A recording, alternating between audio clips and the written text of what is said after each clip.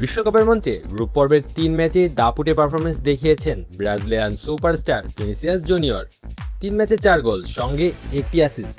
প্রতিপক্ষের রক্ষণকে বারবার ছিন্নভিন্ন করে ব্রাজিলের আক্রমণের মূল অস্ত্রে পরিণত হয়েছেন তিনি।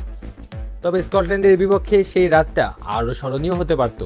রেফারির একটি সিদ্ধান্ত না এলে বিশ্বকাপে সিলেসাও জার্সিতে প্রথম হ্যাট্রিকও হয়তো উঠে যেত তার নামের পাশে। ম্যাচের ২২ মিনিটে শুরু হয় বিতর্কের। স্কটল্যান্ডের ডিফেন্ডার জ্যাক হ্যানরির কাছ থেকে দুর্দান্ত প্রেসিং করে বল ছিনিয়ে নেন ভিনিসিয়াস। এরপর ঠান্ডা মাথায় ফিনিশিংয়ে বল পাঠিয়ে দেন জালে। ব্রাজিলিয়ান সমর্থকেরা যখন উদযাপনে মেতেছেন, ঠিক তখনই VAR এর ডাক।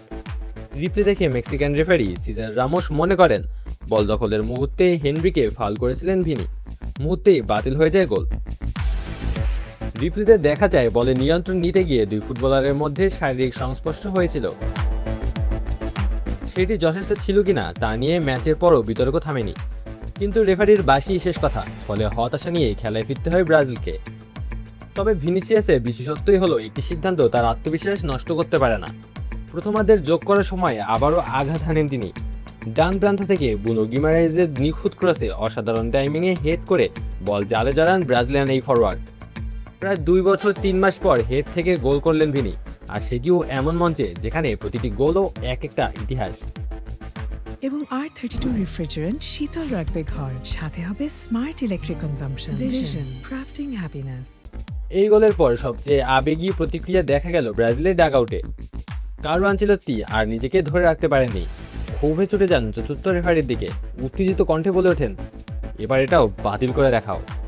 আশেপাশের স্টাফরা দ্রুত গিয়ে তাকে শান্ত করেন। কার্ড না দেখালেও ইতালিয়ান কোচকে সতর্ক করেন ম্যাচ রেফারি। ততক্ষণে অবশ্য আনচেলত্তির রাগ বদলে গেছে হাসিতে, কেননা তার শিষ্য আবারও নিজের জবাব দিয়েছেন মাঠেই।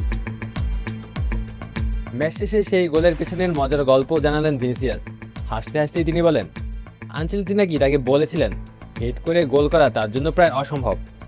তবে সঙ্গে একটি প্রতিশ্রুতিও দিয়েছিলেন, যদি হেড করে গোল করতে পারেন তাহলে একটি উপহার পাবেন।